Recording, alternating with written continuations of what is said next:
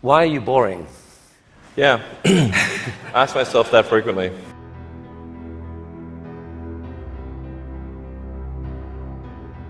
A lot of people dreaming about future cities, they imagine that actually the solution is sort of flying cars, drones, etc. You go above ground. Trying to dig a hole under LA, a 3D network of tunnels to alleviate congestion. I think one of the most soul-destroying things is traffic. It takes away so much of your life, and it's horrible. There's no speed limit here, so we're designing this to be able to operate at 200 kilometers an hour, or about 200 kilometers an hour, or about 130 miles per hour. There's no real limit to how many levels of tunnel you can have. So you can go much further deep than you can go up. The deepest mines are much deeper than the tallest buildings are tall. I mean, you started Tesla with the goal of persuading the world that electrification was the future of cars. Yeah. Cross country from LA to New York by the end of the year, fully autonomous. By the end of the year, you're saying someone's going to sit in a Tesla without touching the steering wheel, tap in New York, off it goes. Yeah. Won't have to ever touch the wheel by the end of 2017. We should be able to go from all the way from a parking lot in California to a parking lot in New York, no controls touched at any point during the entire journey. So this is allowing you to dream of this really ambitious idea of sending like many people to Mars in 10 or 20 years time, I guess. Yeah. In the next 20 years. And you've designed this outrageous rocket to do it. Help us understand the scale of this thing. Well, I think visually you can see that person, the thrust equivalent of 120 747s with all engines blazing.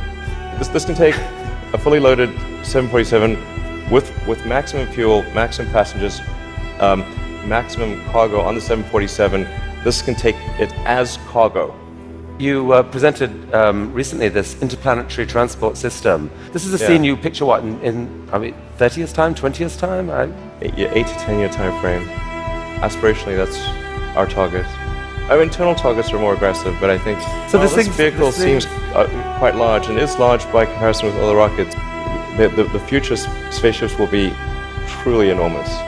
Sustainable energy will happen no matter what. If there was no Tesla, it would have to happen out of necessity. It's tautological. If you don't have sustainable energy, it means you have unsustainable energy. Eventually, you'll run out, and the laws of economics will drive civilization towards sustainable energy inevitably. The fundamental value of a company like Tesla is the degree to which it accelerates the advent of sustainable energy faster than it would otherwise occur. In 1969, we were able to send somebody to the moon. Then we had the space shuttle. The space shuttle could only take people to low Earth orbit. Then the space shuttle retired, and the United States could take no one to orbit. So that's the trend. The trend is like down to nothing. This is not. People are mistaken when they think that technology just automatically improves. It does not automatically improve. It only improves if a lot of people work very hard to make it better.